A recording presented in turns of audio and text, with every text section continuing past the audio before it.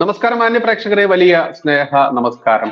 ഇന്ന് നമ്മുടെ ലൈവിൽ ഒരു വിശിഷ്ട വ്യക്തിയുണ്ട്. ഷനോദ് എന്നാണ് അദ്ദേഹത്തിന്റെ പേര്. അദ്ദേഹത്തിന്റെ ഒരു ചിത്രകലാ വിദ്യാലയമുണ്ട്. അതിന്റെ പേരും മറ്റുള്ള കാര്യങ്ങളും എല്ലാ ഡീറ്റെയിൽസും അദ്ദേഹം തന്നെ. ഷനോദ്ജി, അങ്ങ് സ്വയം ഒന്ന് പരിചയപ്പെടുത്തിക്കോളൂ നമ്മുടെ പ്രേക്ഷകരോട്.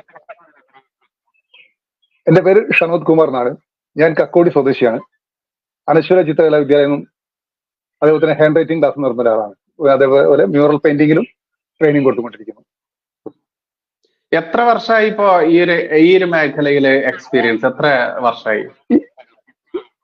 25 വർഷമായി.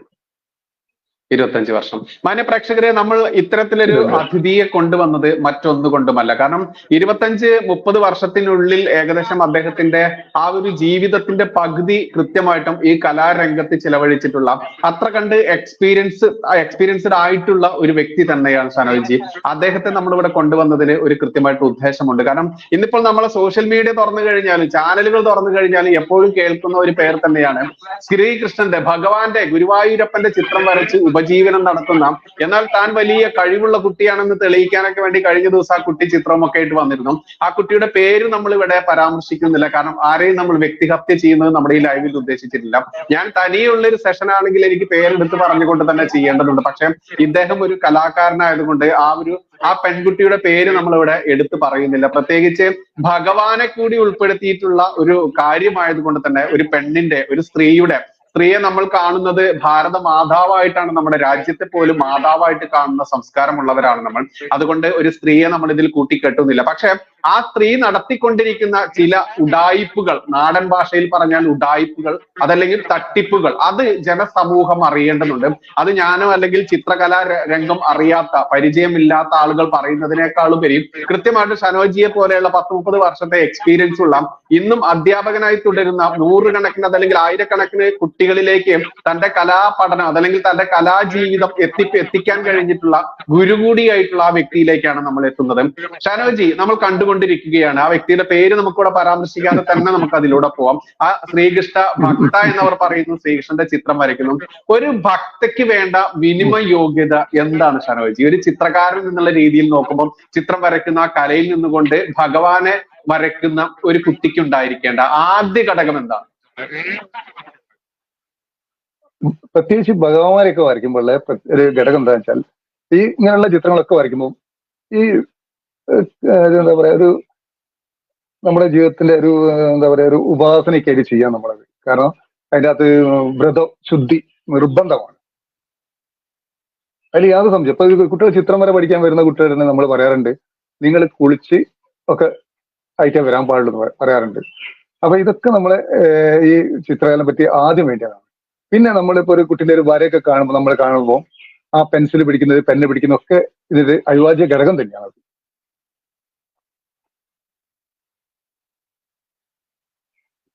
ഓക്കെ, കൃത്യമായിട്ട് അങ്ങ് പറയുന്ന ഒരു വൃദ്ധശുദ്ധിയോടുകൂടി തന്നെ, ഉപാസനയായി തന്നെ എടുക്കേണ്ട ഒന്ന് തന്നെയാണ് ഭഗവൻ ചൈതന്യത്തോടുകൂടി വരയ്ക്കുന്ന ചിത്രങ്ങളൊക്കെ വരയ്ക്കുന്ന ആളുകൾ എന്ന് പ്രത്യേകം എടുത്ത് പറയേണ്ടതുണ്ട്.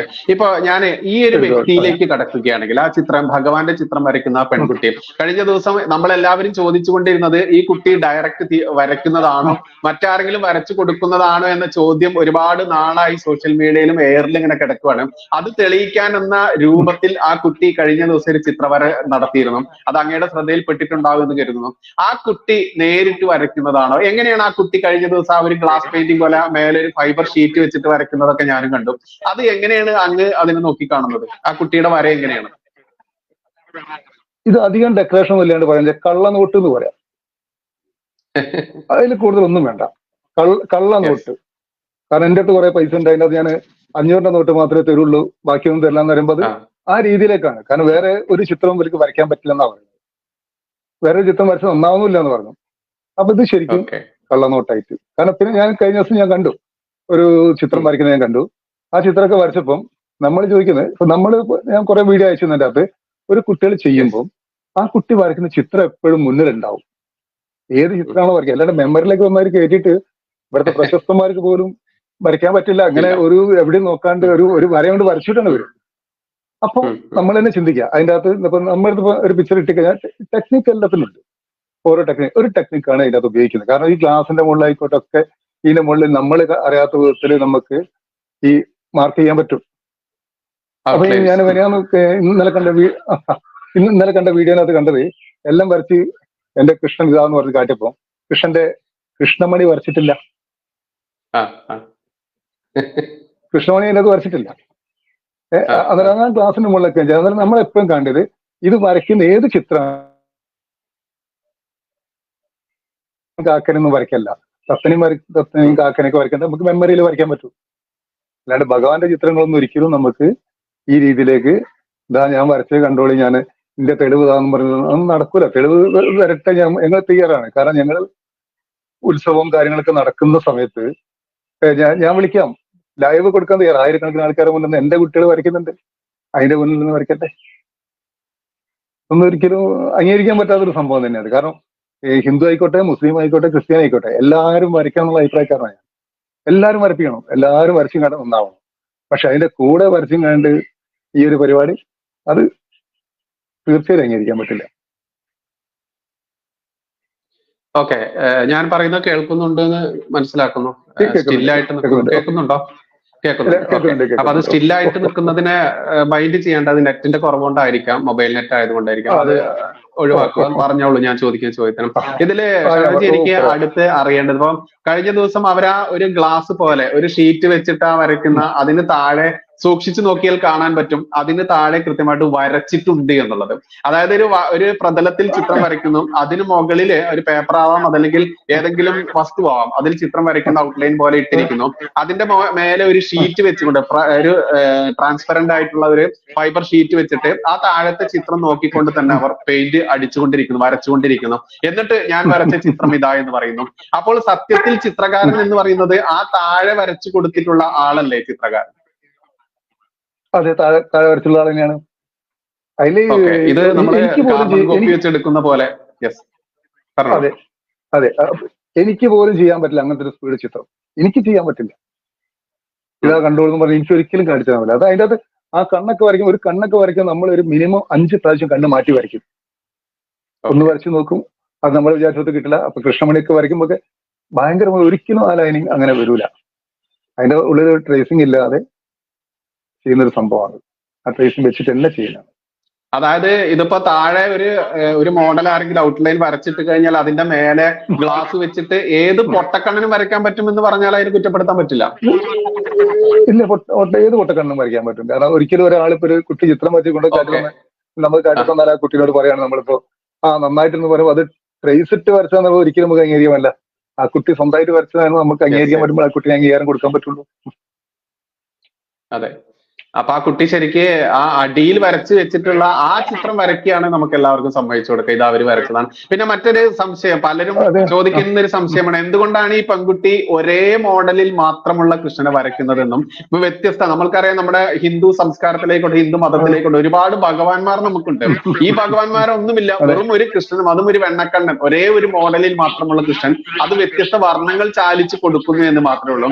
ഒരു ചിത്രകാരന് അതല്ലെങ്കിൽ കഴിവുള്ള ഒരു ചിത്രകാരിക്ക് ഒരേ കണ്ണനെ മാത്രമാണോ വരയ്ക്കാൻ പറ്റുക?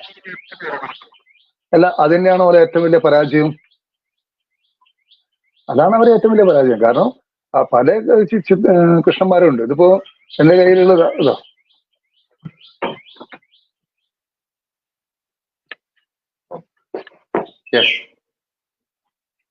പിന്നെ ഈ ബാക്ക്ഗ്രൗണ്ടുള്ള എല്ലാ ചിത്രങ്ങളും. അപ്പൊ ഈ ഒരു ചിത്രം തന്നെ വരയ്ക്കുമ്പോൾ ഒരു 15 ദിവസം മിനിമം എടുക്കുന്നുണ്ട്.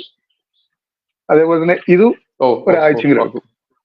അത്രയും രീതിയിലെടുക്കുക. അപ്പൊ ഇവർക്ക് ഇത് ട്രേസ് എടുക്കുന്നതിനെ കൊണ്ട് മാത്രമാണ് ആ രീതിയിൽ തന്നെ പോകുന്നത്. വേറെ ഒന്നും അവർക്ക് ചെയ്യാൻ പറ്റില്ല.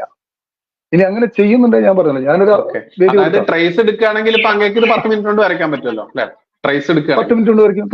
അതെ, ട്രേസ് എടുക്കുകയാണെങ്കിൽ അതിന്റെ ഔട്ട്ലൈൻ വെറും 10 മിനിറ്റ് കൊണ്ട് ഇതിന്റെ ഔട്ട്ലൈൻ തീരും. ഇത് എനിക്ക് ഒരു ട്രേസ് ഇട്ട് തീർക്കാൻ ഒരു ദിവസം പിടിക്കും. ഇത് ഞാൻ മിനിമം 3 ദിവസം പിടിക്കും ഇത് ട്രേസ് ഇട്ട് തീരാൻ.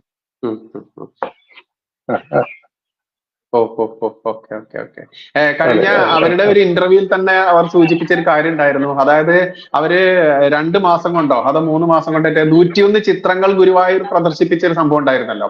അത് അവർ 2 മാസം കൊണ്ടാണ് ഫിനിഷ് ചെയ്തത് എന്ന് പറഞ്ഞിരുന്നു. അങ്ങനെ 2 മാസം കൊണ്ട് 101 ചിത്രങ്ങൾ സ്വന്തം കൈപ്പടയില് ട്രേസ് അല്ലാതെ വരയ്ക്കാൻ പറ്റില്ല എന്ന് ഉറപ്പല്ല. ശുദ്ധമായ അസംബന്ധം തന്നെയാണ് പറഞ്ഞത്. കാരണം ഞാൻ പറഞ്ഞല്ലോ ആ ചിത്രം മര്യാദയ്ക്ക് വരച്ച് തീരണമെങ്കിൽ ഒരു ദിവസം കൂടുതൽ പിടിക്കും. പിന്നെ പറഞ്ഞല്ലോ നമ്മൾക്കിത് സ്ഥിരമായിട്ട് ഇത് ചെയ്യാൻ പറ്റില്ല. തല കാത്തിട്ട് ചെയ്യുന്ന ഒരു വർക്ക്. അതായത് ഒരു ചിത്രം വരച്ചിട്ട് പിന്നെ അടുത്ത് എങ്ങനെ വെച്ച് നമ്മളിത് പപ്പടം ചുടുന്നല്ലല്ലോ ഇത്, നമ്മൾ ചിത്രം വരയ്ക്കാണ്.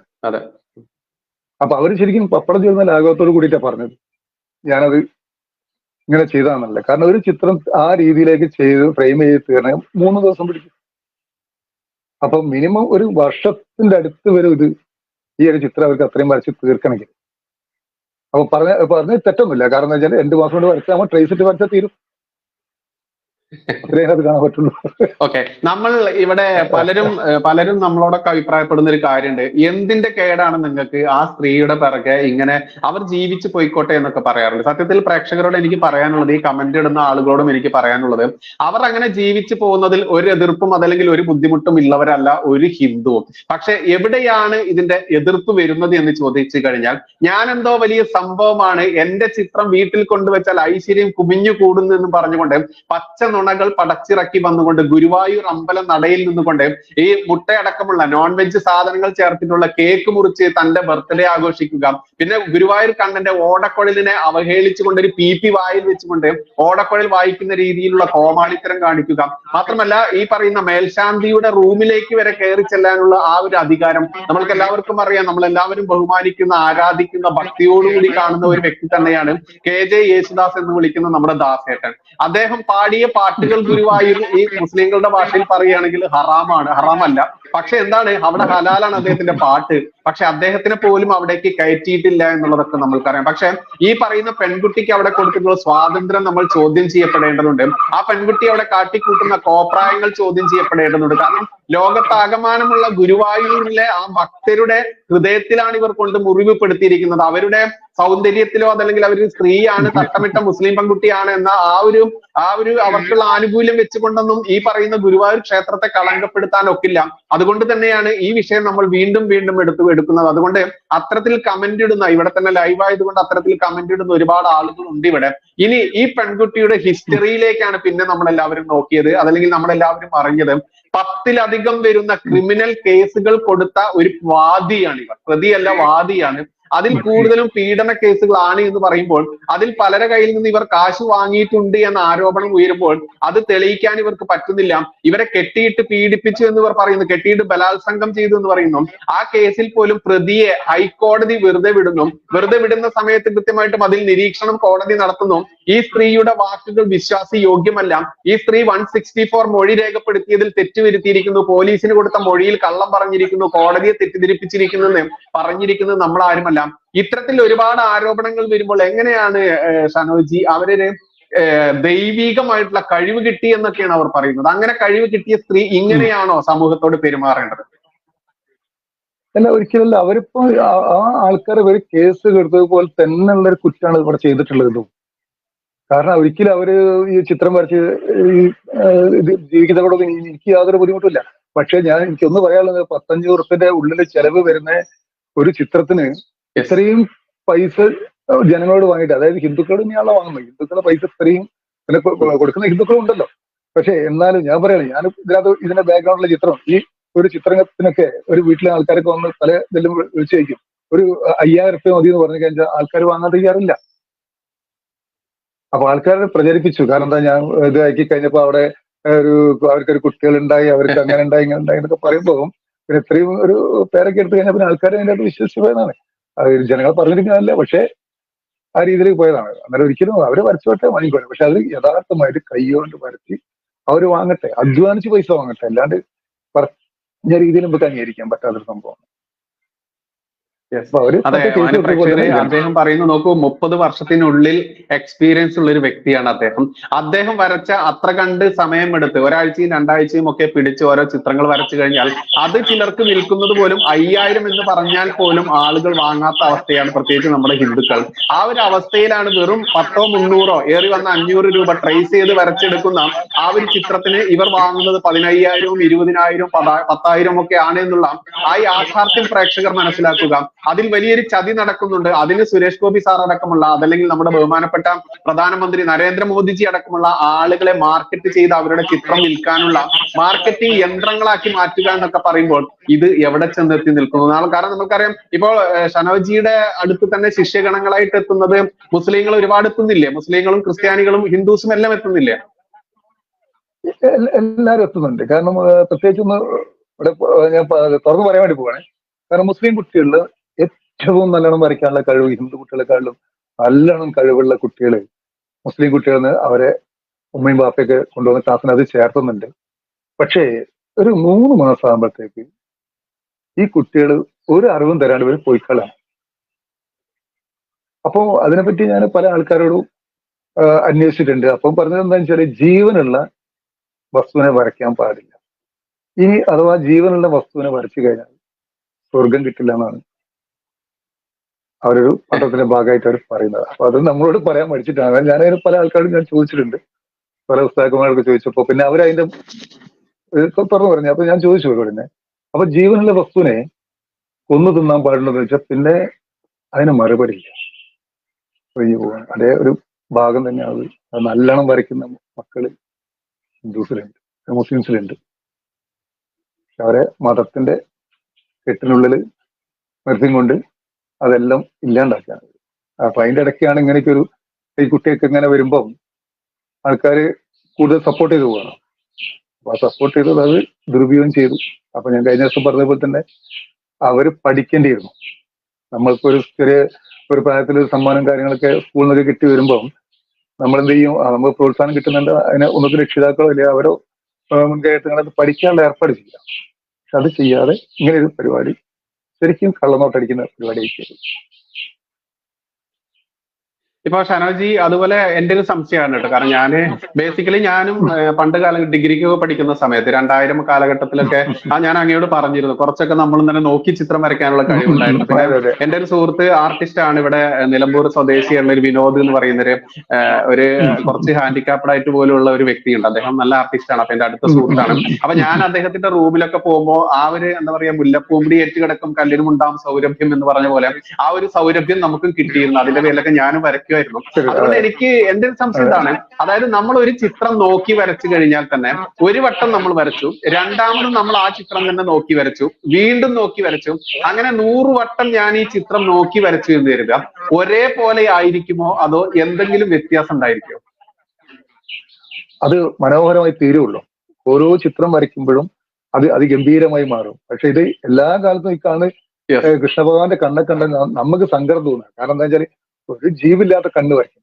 പക്ഷെ അത് കുറെ ആൾക്കാർക്ക് അറിയുന്നില്ല. അത് പിന്നെ ഇപ്പൊ ഇങ്ങനെ ഓരോ കാര്യങ്ങൾ പറയുമ്പോഴാണ് ഇപ്പം ആൾക്കാർക്ക് അത് മനസ്സിലാവുന്നത്. കാരണം നമ്മൾ തന്നെ ഞാൻ എന്റെ ക്ലാസ്സിലാണ് ഇങ്ങനെ ഈ കുട്ടീനെ പറ്റി ഇങ്ങനെ ഓരോ കാര്യങ്ങൾ ഇങ്ങനെ പറയുമ്പോൾ ഇങ്ങനെ വരയ്ക്കേണ്ടല്ലോ മുസ്ലിം. അപ്പൊ ഞാൻ പറയുന്നത് ട്രേസ് ഇട്ട് വരച്ചാണ്. ഒരു ഇല പോലും വരയ്ക്കാൻ കഴിവില്ലാത്തൊരു കുട്ടിയാണ് എന്റെ ഒരു കാഴ്ചപ്പാടിൽ എന്നുള്ള ഞാൻ ഏതോ കാലം പറയാൻ തുടങ്ങിയത് തന്നെയാണ്. അത് തന്നെയാണ് ഇപ്പൊ സത്യയിൽ വന്നത്. അപ്പൊ ഞാൻ പറഞ്ഞു, ജസ്റ്റ് ഏത് ചിത്രമാണോ വരയ്ക്കുന്നുണ്ടത് ആ ചിത്രം മുന്നിൽ വെച്ചിട്ട് നോക്കി വരയ്ക്കട്ടെ. അപ്പൊ അത് അതിന്റെ തെളിവ്. എല്ലാവരും ഇത് ഇത്രയും സ്പീഡ് ഇപ്പോഴത്തെ ടെക്നിക്ക് ഉപയോഗിച്ചിട്ട് ഹൈ സ്പീഡ് സാധനം കാട്ടിയിട്ട് ഇതാ ഞാൻ വരച്ചത് കൺട്രോൾ ചെയ്യുന്ന അതൊന്നും ഒരിക്കലും അംഗീകരിക്കാൻ പറ്റില്ല നമുക്ക്. ആ ഒരു ചിത്രം കറക്റ്റ് ഔട്ട്ലൈൻ തീരണമെങ്കിൽ ഇന്ന് രാവിലെ തുടങ്ങിയാൽ വൈകിട്ട് വരെ എടുക്കും. വൈകിട്ടായാലും തീരുമോ എനിക്ക് പറയാൻ പറ്റില്ല, പക്ഷെ ഏറ്റവും ചുരുക്കം വൈകുന്നേരം വരെ എടുക്കും. പിന്നെ ഒരിക്കലും ഒരു ചിത്രം ഇപ്പൊ നമ്മളൊക്കെ കുട്ടികളെ പഠിപ്പിക്കുമ്പോൾ ചിത്രകലേന്റെ അകത്ത് ഗ്രിഡ് മെത്തേഡ് ഉണ്ട്. ഈ ഗ്രിഡ് ഇട്ട് വരയ്ക്കുക, ആ ഗ്രിഡ് മെത്തേഡിലാണ് ഞങ്ങളൊക്കെ പഠിപ്പിച്ചിരിക്കുന്നത്. അത് ചിത്രകലയുടെ ബേസിക് ലൈനാണ്. അപ്പൊ ഇങ്ങനെയുള്ള ചിത്രങ്ങൾ ഒരിക്കലും ഇങ്ങനെ ഹാൻഡ് റൈറ്റിംഗ് ചെയ്യുമ്പോഴാണ് ഇവർ ചെയ്യുന്നത്. ഒരിക്കലും അതുപോലെ ഒരാൾക്കും പറ്റില്ല, എനിക്ക് പോലും പറ്റില്ല അത്ര സ്പീഡിൽ വരയ്ക്കാൻ പറ്റില്ല.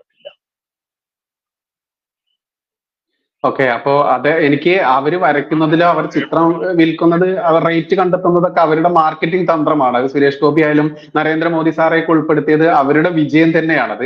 അതിലൊന്നും നമ്മൾക്ക് പരാതിയില്ല. അവർ ഇനി 15,000 അല്ല 1.5 ലക്ഷം കൊടുത്ത് വാങ്ങാനും മണ്ടന്മാർ ക്യൂ നിൽക്കുന്ന ഒരു കാലഘട്ടമാണ് നമ്മുടേത്. അതുകൊണ്ടൊന്നും നമുക്ക് അതിൽ എതിർപ്പൊന്നുമില്ല. പക്ഷെ ഞാൻ വരച്ച ചിത്രം, ഞാൻ എന്റെ കൈകൊണ്ട് വരച്ച ചിത്രം, അതും ഭഗവാൻ ദർശനം തന്ന് ഭഗവാൻ എന്നിലേക്ക് വന്ന് എന്നെ കൊണ്ട് വരപ്പിച്ച ചിത്രം, ആ ചിത്രം എന്ന് പറഞ്ഞ പറഞ്ഞ് ചെയ്യുന്ന മാർക്കറ്റിങ്ങിനെ നമ്മൾ ഏത് രീതിയിൽ കാണേണ്ടത്? അതായത് അവർ നരേന്ദ്രമോദിജിയെ വെച്ചിട്ടായാലും വേണ്ടില്ല, സുരേഷ് ഗോപി സാറെ വെച്ചിട്ടായാലും വേണ്ടില്ല, അവർ മാർക്കറ്റ് ചെയ്തോട്ടെ.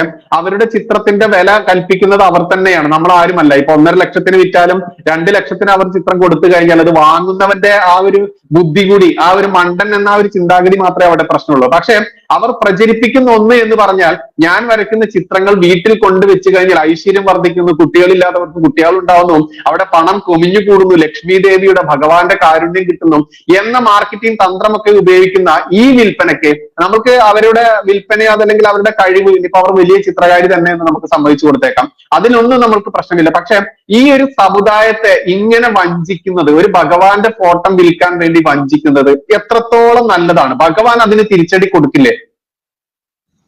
അതാണല്ലോ ഇപ്പൊ നടന്നുകൊണ്ടിരിക്കുന്നത്. അവര് ഒരു സമയത്ത് ഒരു പ്രസിദ്ധി നേടി, ഇപ്പൊ അത് കുപ്രസിദ്ധിയിലേക്ക് പോയി. അത് ഞാൻ പറഞ്ഞു, കുപ്രസിദ്ധിയിലേക്ക് പോയി. കാരണം ഒരിക്കലും ഈ പറഞ്ഞ രീതിയിലേക്ക് നമുക്ക് അംഗീകരിക്കാമല്ലോ. ഇങ്ങനെയൊക്കെ ഓരോ കാര്യങ്ങൾ കേൾക്കുമ്പോഴാണ് നമുക്ക് വല്ലാത്തൊരു വിഷമം തോന്നി. അല്ലാണ്ട് അവര് വരച്ചു പോയിക്കോട്ടെ. കാരണം നമ്മൾ കൈപ്പടയിൽ വരച്ചിട്ട് പോലും ഈ അനുഗ്രഹം പറയാത്തത്, അത് അനുഗ്രഹം പറയണമെന്നല്ല പറയുന്നത്, പക്ഷെ എന്നാലും ഇങ്ങനെയൊക്കെ ഒരു ജനങ്ങളെ വിഡ്ഢികളാക്കുമ്പോഴുള്ള ഒരു പ്രശ്നം മാത്രമല്ല. മാന്യമായിട്ട് പോയിക്കോട്ടെ, കാരണം അവർ ജീവിച്ച് പോയിക്കോട്ടെ, ചിത്രം വരല്ലേ, പ്ലേസ് ഇട്ടോ എങ്ങനെ വേണേ പോയിക്കോട്ടെ. പക്ഷെ ഇങ്ങനെ കള്ളത്തരങ്ങൾ പറിച്ചു വിടുമ്പോൾ അത് നമുക്ക് നോക്കിക്കാൻ പറ്റുമല്ലോ. ഇപ്പൊ നമുക്കറിയാം, ഇവര് ഈ ഗുരുവായൂർ അമ്പലത്തിന്റെ നടയിൽ നിന്നുകൊണ്ട് ചാനലുകാരോടോ അതല്ലെങ്കിൽ അവരുടെ സോഷ്യൽ മീഡിയയിലൊക്കെ പ്ലാറ്റ്ഫോമിലൊക്കെ സംസാരിക്കുന്ന സമയത്ത് ഇവർ ഉപയോഗിക്കുന്ന ഒരു വാക്കുണ്ട്, ഇൻഷാ അള്ളാ എന്നുള്ളത്. ഇൻഷാ അള്ളാ എന്നുള്ളതിന്റെ അർത്ഥം മനസ്സിലാക്കാത്തത് കൊണ്ട് ഞാൻ കൃത്യമായിട്ട് പറയാം, അവരുടെ ഈ അള്ളാഹു അല്ലാതെ വേറെ ദൈവമില്ല എന്ന് തന്നെയാണ് അവർ പറയുന്നത്. അത്തരത്തിലുള്ള ഒരു സ്ത്രീ, മാത്രമല്ല തട്ടം അവരുടെ തലയിൽ നിന്ന് പോവാറില്ല എന്നുള്ളത് നമുക്കറിയാം. അവർ 5 വക്ത് നിസ്കരിക്കുന്ന ഒരു ആളാണ് എന്നുള്ളത് അവരുടെ പല ചിത്രങ്ങളും പുറത്തു വന്നത് നമുക്കറിയാം. ഇതൊക്കെ ചെയ്തിട്ട് അത് അവരുടെ വിശ്വാസത്തിന്റെ ഭാഗമാണ്. പക്ഷെ അവിടെ ഗുരുവായൂർ എന്ന് പറയുന്ന ഒരു ക്ഷേത്രത്തിന്റെ മുന്നിൽ നിന്ന് പറയുമ്പോഴുള്ള ഒരു വൈരുദ്ധ്യാത്മക ഭൗതികവാദം ഈ CPM കാരൊക്കെ പറയുന്ന പോലെ, അത് അങ്ങ് കണ്ടിട്ടുണ്ടോ? അത് ഞാൻ ഇതിനകത്ത് കണ്ടു. പക്ഷെ അതിനകത്ത് ഇപ്പൊ എന്താ പറയാ, അതിനകത്ത് ഇവരെ മാത്രം പറയാൻ പറ്റില്ല. അതിനകത്ത് കുറെ നമ്മളെ ആൾക്കാരുണ്ട് ചിന്തിക്കേണ്ടത്. അതും കൂടി നമ്മൾ ചിന്തിക്കണല്ലോ. അവരെ അങ്ങനെ ഒരു സാഹചര്യം ഉണ്ടായി കൊടുത്തതും കൂടി നമ്മൾ ചിന്തിക്കണം, അല്ലേ? തീർച്ചയായിട്ടും നമ്മൾ സ്വയം വിലയിരുത്തേണ്ട ഒരു സമയം തന്നെയാണ് ഇതെന്ന് ചിന്തിക്കേണ്ടതുണ്ട്. കാരണം ആരെയും നമ്മൾ കുറ്റപ്പെടുത്തിയിട്ട് കാര്യമില്ല. ഇവിടുത്തെ ഓരോ ഹിന്ദുവിനെയും ഏത് കാലത്ത് അധിനിവേശം നടത്തിയിട്ടുള്ള ശക്തികളും അവരുടെ ബുദ്ധിയില്ലായ്മ കൊണ്ട്, ചിന്താശേഷി ഇല്ലായ്മ കൊണ്ട് തന്നെയാണ് അടിമകളാക്കിയിട്ടുള്ളത് എന്ന് നമുക്കറിയാം. അത്തരത്തിൽ തന്നെ ഓരോ ഹിന്ദുമത വിശ്വാസിയെയും ഇങ്ങനെ ഈ രീതിയിൽ കൊണ്ടുപോകുക എന്ന് പറയുന്നത്, അതിന് ഉത്തരവാദികൾ നമ്മൾ തന്നെയാണ്. എന്താണ് ഷനോജി അവസാനമായിട്ട് നമ്മുടെ പ്രേക്ഷകരോട് സംസാരിക്കാനുള്ളത്? ഒന്ന് ലൗഡ്ലി, ഒന്ന് സൗണ്ട് കൂട്ടി സംസാരിക്കണം. ശബ്ദം കുറവാണ് എന്ന് ആളുകൾ പറയുന്നുണ്ട്.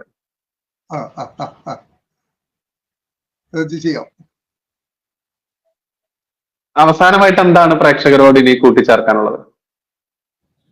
നമുക്ക് പറയാനുള്ളത്, ഞാൻ തുടക്കം പറഞ്ഞ പോലെ തന്നെ, ഹിന്ദു ആയിക്കോട്ടെ, മുസ്ലിം ആയിക്കോട്ടെ, ക്രിസ്ത്യൻ ആയിക്കോട്ടെ, എല്ലാവരും നല്ലപോലെ ചിത്രം വരയ്ക്കാനും ഭഗവാന്മാർ എല്ലാവരും വരയ്ക്കാൻ എന്നുള്ള അഭിപ്രായം തന്നെ എനിക്കുള്ളത്. പക്ഷെ ഇങ്ങനെയുള്ള ഈ ഒരു തട്ടിപ്പുണ്ട്, ഉഡായിപ്പ് പരിപാടി എന്നുള്ള ആ പരിപാടി ഒഴിവാക്കുക എന്ന് മാത്രമേ എനിക്ക് പറയാനുള്ളൂ. അല്ലാണ്ട് ആ കുട്ടി എങ്ങനെ വേണേ ജീവിച്ചോട്ടെ, അതൊന്നും ഞങ്ങൾക്ക് വിഷയമല്ല. പക്ഷെ ഹിന്ദു സമൂഹത്തെ എങ്ങനെ പറ്റിക്കരുത് മാത്രമേ പറയാനുള്ളൂ. അത് മാത്രമേ അതിനകത്ത് എനിക്ക് പറയാനുള്ളൂ. അത് കണ്ടപ്പോഴാണ് നമുക്ക് വിഷമം തോന്നിയത്. ഒരിക്കലും ഞാൻ പറഞ്ഞില്ല, ഞാൻ ഇത്രയും ചിത്രങ്ങൾ വരച്ചിട്ട് പല ആൾക്കാരും വാങ്ങിക്കൊണ്ടേ ആൾക്കാരുണ്ട്, നമുക്കൊന്നും സംഭവിക്കാത്തൊരു സംഭവം ഇയാൾക്ക് മാത്രമേ അറിഞ്ഞു. ഞങ്ങളൊക്കെ പറഞ്ഞോളം തലമുണ്ടാക്കി എടുത്തിട്ട് ഈ സംഭവത്തിന് അത് കൂടെ ഇപ്പൊ കള്ളനോട്ട് കൊടുത്തിട്ട് ഞാൻ വലിയ വീടുണ്ടാക്കി പറഞ്ഞല്ല. അപ്പൊ ആ രീതിയിലേക്ക് നമുക്ക് വല്ലാത്ത, അത് കൂടുതൽ അതിനെ പറ്റി പറയുമ്പോൾ തന്നെ ഒരു വെറുപ്പ് തോന്നുന്നു. ഈ ചിത്രം വരച്ച ഈ കുട്ടിയോട് തോന്നുന്നു വല്ലാത്തൊരവസ്ഥയാണ് തോന്നുന്നത്. ഞാൻ കുറച്ചും കൂടി വീഡിയോസ് ഒക്കെ ഞാൻ അയച്ചു തരാം. കാരണം ഓരോ കുട്ടികൾ വരയ്ക്കുന്ന വരകളുണ്ട്, കുട്ടികളിങ്ങനെ മുന്നിൽ വെച്ച് വരയ്ക്കുന്നു. ഓക്കെ, എന്തായാലും നല്ല പഠിച്ച് ഇതിലൊരു കമന്റ് വന്നതാണ്. കമന്റ് ഇട്ട ആളുടെ പേരൊന്നും ഗംഭീര കമന്റ് ആണ് ഇവിടെ പറയേണ്ടത്. MK എന്ന് മാത്രമേ ഉള്ളൂ. ബുദ്ധിയുള്ള കുട്ടികൾ പഠിച്ച് 80% മാർക്ക് വാങ്ങി, കോപ്പി അടിച്ച കുട്ടിക്ക് 99% മാർക്ക് കിട്ടി. സത്യമാണത്. ഈ യഥാർത്ഥത്തിലുള്ള ഒരു യാഥാർത്ഥ്യമാണ് ഇപ്പൊ നടന്നുകൊണ്ടിരിക്കുന്നത്. കോപ്പി അടിക്കുന്നവരുടെ കാലഘട്ടമാണിത്. നമുക്കറിയാം, പഠിക്കാതെയും അതല്ലെങ്കിൽ പരീക്ഷ എഴുതാതെയും ജയിച്ചുകൊണ്ട് ഉന്നത സ്ഥാനങ്ങളിൽ എത്തുന്ന ഒരു നാട് കൂടിയാണ് പ്രത്യേകിച്ച് നമ്മുടെ ഈ അൽ കേരളം എന്നെടുത്ത് പറയേണ്ടതുണ്ട്. അതുകൊണ്ട് ഇവിടെ നല്ല പഠിച്ച കുട്ടികൾക്കല്ല ഇവിടെ പ്രാധാന്യം, അതല്ലെങ്കിൽ ഇത്ര കണ്ട് വലിയ കഴിവുള്ളവർക്കല്ല ഇവിടെ പ്രാധാന്യം. ഇതുപോലെ മാർക്കറ്റിംഗ് തന്ത്രം ഉപയോഗിച്ചുകൊണ്ട് സുരേഷ് ഗോപി സാറും നരേന്ദ്രമോദിജിയെ വരെ തന്റെ മാർക്കറ്റിംഗ് തന്ത്രത്തിന് ഉപയോഗിച്ച ഇത്തരത്തിലുള്ള ഉഡായിപ്പുകൾക്കാണ് കേരളത്തിൽ സ്ഥാനം. ആ ഉഡായിപ്പുകൾ ഒരു സ്ത്രീ കൂടിയാവുമ്പോൾ, അതിനേക്കാൾ ഉപരി ഒരു തട്ടമിട്ട മുസ്ലിം സ്ത്രീ കൂടിയാവുമ്പോൾ ഇവിടുത്തെ ഹിന്ദുക്കളുടെ ആ മനസ്സങ്ങട്ട് അലിഞ്ഞിട്ട് അവർ പറയുന്ന ലക്ഷങ്ങൾ കൊടുത്തുകൊണ്ട് അവർ കോപ്പി എടുത്ത്, അതല്ലെങ്കിൽ ഈ പറയുന്ന കോപ്പി അടിച്ച് എഴുതി അതല്ലെങ്കിൽ കോപ്പി അടിച്ച് വരയ്ക്കുന്ന ചിത്രങ്ങൾ വാങ്ങുമ്പോൾ നിങ്ങൾ മനസ്സിലാക്കുക, നിങ്ങൾ സ്വയം വിഡ്ഢിയാവുകയാണ് എന്നുള്ളത്. നിങ്ങളെ വിഡ്ഢിയാക്കാനും നിങ്ങൾ എല്ലാവരും വിശ്വസിക്കുന്ന ഗുരുവായൂർ കണ്ണനെ സമൂഹ മാധ്യമത്തിലൂടെ ഏറ്റവും കൂടുതൽ ഇന്ന് അപഹസിക്കുന്നത് ആര് എന്ന് ചോദിച്ചു കഴിഞ്ഞാൽ ഗുരുവായൂരപ്പന്റെ പേരിൽ തന്നെ ഞാൻ പച്ചയ്ക്ക് പറയും, ഈ പെൺകുട്ടി തന്നെയാണ്. ഇനി അവർക്ക് പിറകിൽ ഗുരുവായൂരപ്പനെ ആയാലും ഇനി ഇവർ ശബരിമലയിലേക്ക് കയറിക്കൊണ്ട് അയ്യപ്പന്റെ ചിത്രം വരയ്ക്കണമെന്നും പറഞ്ഞ് 18ാം പടി കയറാൻ വേണ്ടി ഒരുങ്ങുമോ എന്ന് മാത്രമേ ഇനി ഹിന്ദു സമൂഹം ഭയക്കേണ്ടതുള്ളൂ.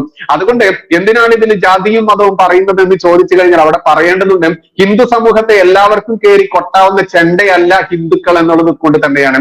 അതുകൊണ്ട് ഈ പറയുന്ന സ്ത്രീയെ അവരെ വലിയ ഫാൻസ് ആയി കണ്ടുകൊണ്ട്, അവരെ ഗുരുവായൂരപ്പന്റെ അനുഗ്രഹം കിട്ടിയ പെൺകുട്ടിയായി കണ്ടുകൊണ്ട് നടക്കുന്ന നിങ്ങൾ മനസ്സിലാക്കുക, അവർ ഇൻഷാ അള്ളാഹ് വിട്ടിട്ടുള്ള പരിപാടി ചെയ്യാറില്ല, അവർ 5 വക്ത് നിസ്കാരം വിട്ടിട്ടുള്ള പരിപാടി ചെയ്യാറില്ല. ആരോ വരച്ചു കൊടുത്ത താഴെ ഒരു വൈറ്റ് പേപ്പറിലോ അതല്ലെങ്കിൽ ഏതെങ്കിലും ഒരു പ്രതലത്തിൽ ഇട്ടുകൊടുത്ത ഔട്ട്ലൈനിന് മേലെ ഒരു ഫൈബർ ഷീറ്റ് വരച്ച് ഒരേ രൂപത്തിലുള്ള കണ്ണനെ വരച്ച് ഫോട്ടോ കോപ്പി എടുക്കുന്ന പോലെ വരച്ച് കൂട്ടി വിറ്റുകൊണ്ട് അതിന് ലക്ഷങ്ങൾ സമ്പാദിച്ചുകൊണ്ട് ഇതിനു മുൻപുള്ള അവരുടെ ഹിസ്റ്ററി പുറത്തു വരുമ്പോൾ ഒരു തട്ടിപ്പുകാരിയാണ് അതല്ലെങ്കിൽ ഹണി ട്രാപ്പുകാരിയാണോ, മറ്റുള്ളവരെ ഭീഷണിപ്പെടുത്തി കാശ് വാങ്ങാൻ വേണ്ടി കള്ളക്കേസ് കൊടുത്തിട്ടുണ്ടോ എന്നുള്ളതൊക്കെ കണ്ടെത്തിയതും നിരീക്ഷണം നടത്തിയിട്ടുള്ളതും ബഹുമാനപ്പെട്ട ഹൈക്കോടതിയാണ്. ഇവിടുത്തെ പോലീസ് സംവിധാനമാണ് ഇത് കണ്ടുപിടിച്ചിട്ടുള്ളത്. അതുകൊണ്ട് അവരെയൊക്കെ ബഹുമാനിച്ചുകൊണ്ട് തന്നെ ഈ പെൺകുട്ടിക്ക് ഇനിയെങ്കിലും നന്നാവാനുള്ള, നല്ല രീതിയിൽ ചിത്രം വരച്ച് പഠിക്കാനുള്ള ഒരു അവസരം കൂടിയും ഇപ്പോൾ ഈ പറയുന്ന ഷനോജി തന്നെ കോഴിക്കോട് സ്വദേശിയാണ്, അദ്ദേഹത്തിന്റെ ശിക്ഷണത്തിൽ പോയി അവർക്ക് അത്യാവശ്യം വേണ്ട കാര്യങ്ങൾ പഠിക്കാനുള്ള ഒരു അവസരം കൂടി കിട്ടട്ടെ എന്ന് മാത്രമേ ഇവിടെ പറയാനുള്ളൂ. എന്തായാലും ഷനോജി അങ്ങയുടെ ആ ചിത്ര വിദ്യാലയത്തെ കുറിച്ചൊന്ന് പരിചയപ്പെടുത്തിക്കോളൂ. എന്റെ ക്ലാസ് നടക്കുന്നത് കാരപ്പറമ്പ്, കക്കോടി, ചേവായൂർ, കോട്ടേഴ്സ്, പന്തീരങ്കാവ്, ഇവിടെയൊക്കെ ക്ലാസ് നടക്കുന്നുണ്ട്. അപ്പോൾ ചിത്രകല എന്ന് പറയുന്നത് പഠിച്ചെടുക്കുക എന്ന് പറഞ്ഞാൽ ഒന്ന് ശ്രദ്ധിച്ച് ചെയ്താൽ പെട്ടെന്ന് ചെയ്യാൻ പറ്റുന്ന കാര്യമാണ്. അപ്പൊ എല്ലാവർക്കും ഇപ്പൊ അതേപോലെ ഞാനിവിടെ കക്കോടിയിലൊരു 35 വയസ്സ് കഴിഞ്ഞ് സ്ത്രീകൾക്കൊരു മ്യൂറൽ പെയിന്റിംഗ് ക്ലാസ് നടക്കുന്നത്. സ്ത്രീകൾക്ക് നല്ല 35 ആർക്കും, അതിനകത്ത് കൂടുതൽ സ്ത്രീകളെ വരുന്നത്, അതിനെക്കൂടെ അങ്ങനെ പറഞ്ഞത്. അപ്പൊ ഇതൊക്കെ ഒരു റിട്ടയർമെന്റിന് ശേഷമൊക്കെ നമ്മുടെ ജീവിതം മുന്നോട്ട് പോകണമെന്നുണ്ടെങ്കിൽ, കാരണം ഭാര്യയും എല്ലാവരെയും ജീവിക്കുമ്പോൾ ഇവരൊക്കെ ഒരു ഭാഗത്തേക്ക് പോയി കഴിയുമ്പോൾ പിന്നീടുള്ള നമ്മുടെ ഒറ്റപ്പെട്ട ജീവിതത്തിൽ നമ്മുടെ കണ്ണും കയ്യും കറക്റ്റ് ആണെന്നുണ്ടെങ്കിൽ ദിവസങ്ങളും മാസങ്ങളും പോകുന്ന ഒന്നും അറിയില്ല. സുഖസുന്ദരമായിട്ട് ഈ ചിത്രം വരെ കൂടെ നമുക്ക് എല്ലാ വേദനകളും മാറ്റി നല്ലൊരു ചിത്രകാരനായി മാറാൻ വേണ്ടി ഉള്ളൊരു അവസരമാണ് ഞങ്ങൾ കക്കോടിയിൽ ഇപ്പോൾ ഉള്ള ഒരു ക്ലാസ്. ഓക്കെ, അങ്ങയുടെ പേഴ്സണൽ നമ്പർ ഒന്ന് പറഞ്ഞേക്കൂ. 2 തവണ പറയണേ. നമ്പർ ഒന്ന് പ്രേക്ഷകർക്ക്, ഏതെങ്കിലും വിദ്യാർത്ഥികൾക്ക് അങ്ങയെ ബന്ധപ്പെട്ട് അങ്ങയുടെ ക്ലാസ്സിൽ അഡ്മിഷൻ ഒക്കെ താല്പര്യമുണ്ടെങ്കിൽ അങ്ങയെ ബന്ധപ്പെടേണ്ട നമ്പർ ഒന്ന് സാവധാനം ശബ്ദത്തിൽ പറയണം. ആയിക്കോട്ടെ. 9349100777. 93 ഒരിക്കൽ കൂടി പറയാം. 49100777. ഓക്കെ. എന്തായാലും മാന്യ പ്രേക്ഷകരെ, ഇത് ഷനോജിയെ ബന്ധപ്പെടേണ്ട നമ്പർ അദ്ദേഹം തന്നെ പറഞ്ഞിട്ടുണ്ട്. അതുകൊണ്ട് ആ ചിത്രരചന പഠിക്കേണ്ടവർക്ക് ഇനി ഈ പറയുന്ന ഈ പെൺകുട്ടിക്ക് തന്നെ വേണമെങ്കിൽ ഒന്ന് പരീക്ഷിച്ച് നോക്കാവുന്നതാണ്. ചിത്രത്തിൽ കൂടുതൽ അവർ അവരുടെ കണ്ണിന് ഇപ്പോഴും കൃഷ്ണമണിക്കുള്ളിൽ ഒരു വെള്ള പുള്ളിയിടാൻ അവർ മറന്നു പോകുന്നുണ്ടോ എന്ന് സംശയമുണ്ട്. അതായത് കൃഷ്ണന്റെ കൺമണി അതല്ലെങ്കിൽ കൃഷ്ണമണിക്ക് ജീവൻ കൊടുക്കാതിരിക്കുന്നുണ്ടോ എന്ന് പലരും ചൂണ്ടിക്കാണിക്കുന്ന ഒരു കാര്യം തന്നെയാണ്.